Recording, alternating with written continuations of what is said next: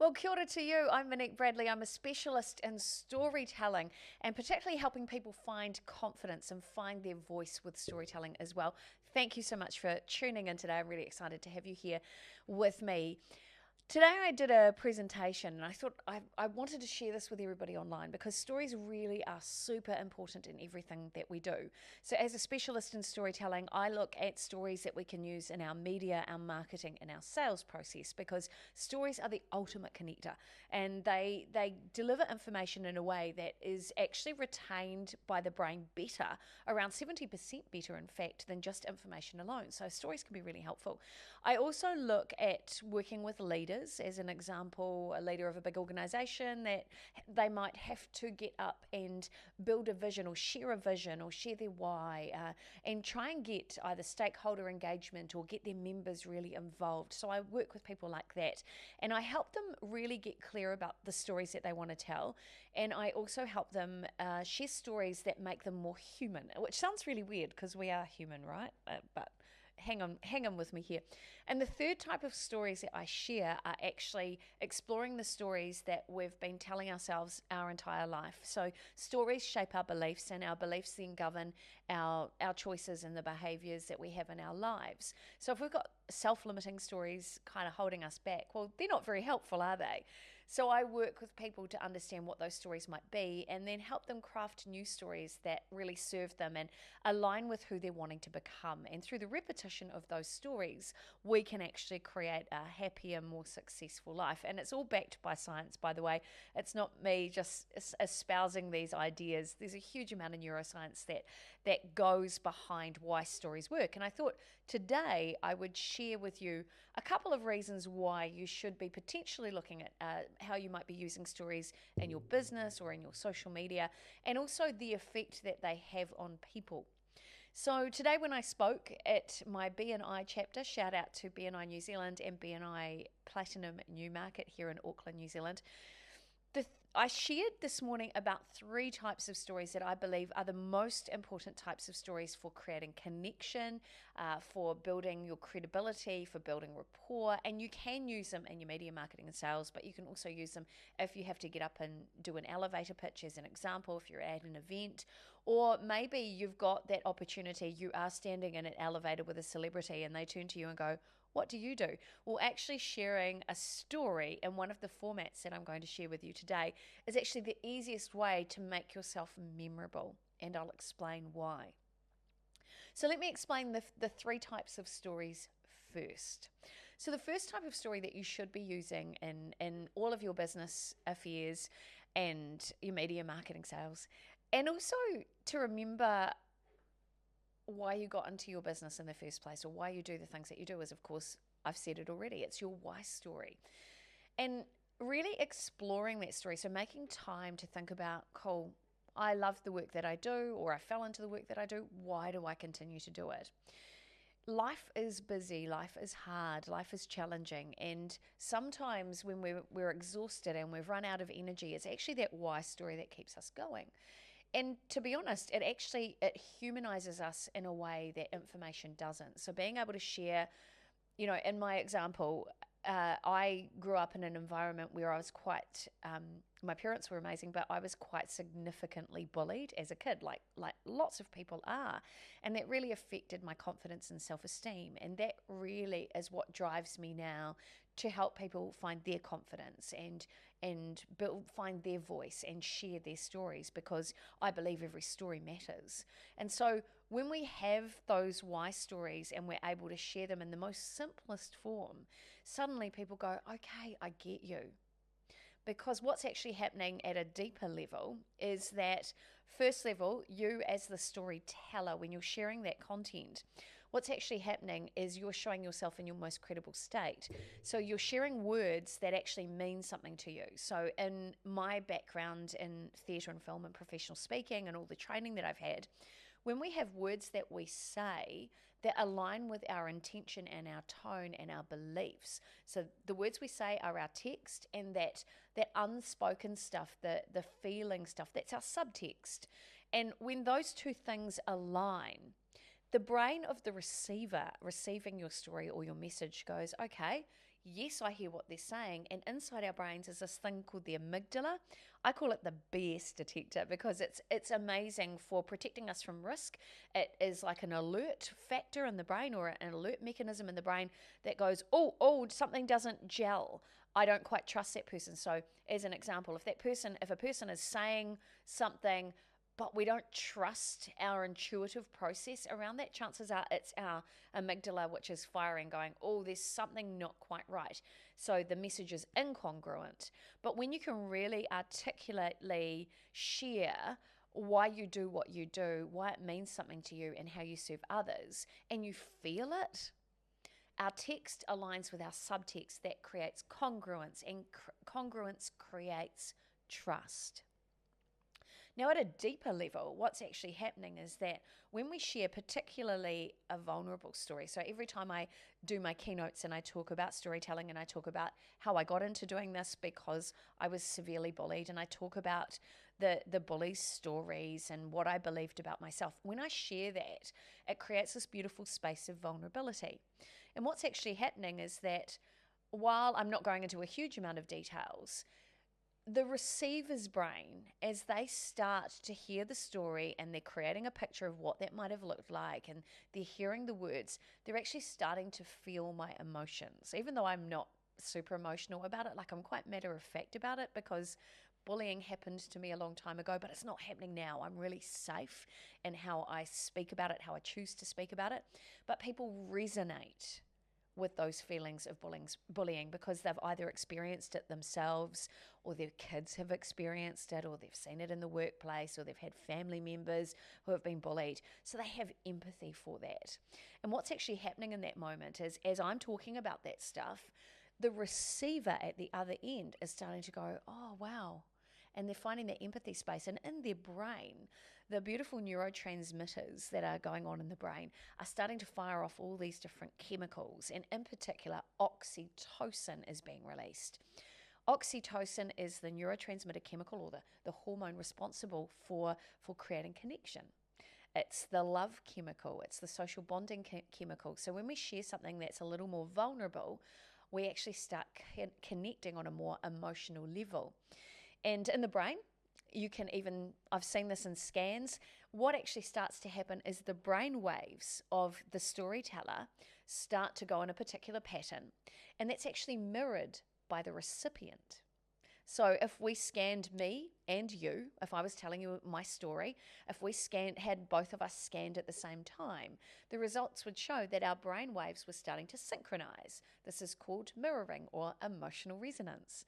So when somebody shares their why story, which is true, it's their story, it has vulnerability, it has openness, but it allows people to feel that you still feel safe as you hear that story.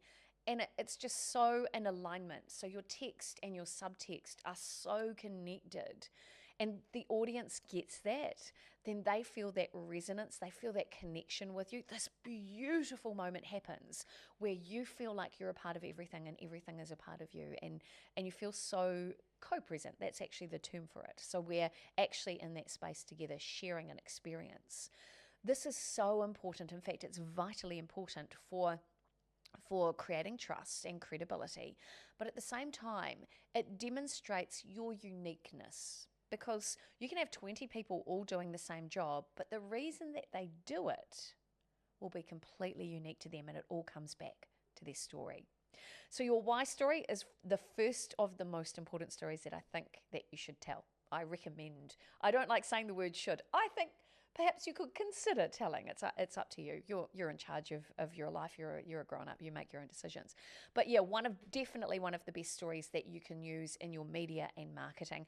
And if you have to speak at an event, your why story is a critical component in your speaking presentation as well. The second type of story is everyone loves a hero. Right? That's why we watch movies, because every story that's shown in a movie or in a TV show has what we call the hero's journey in it. And even if you think to stories like as simple as a kid's story like Harry McCleary from Donaldson's Dairy. It's one of my favourite stories to demonstrate when I'm out there as a keynote speaker.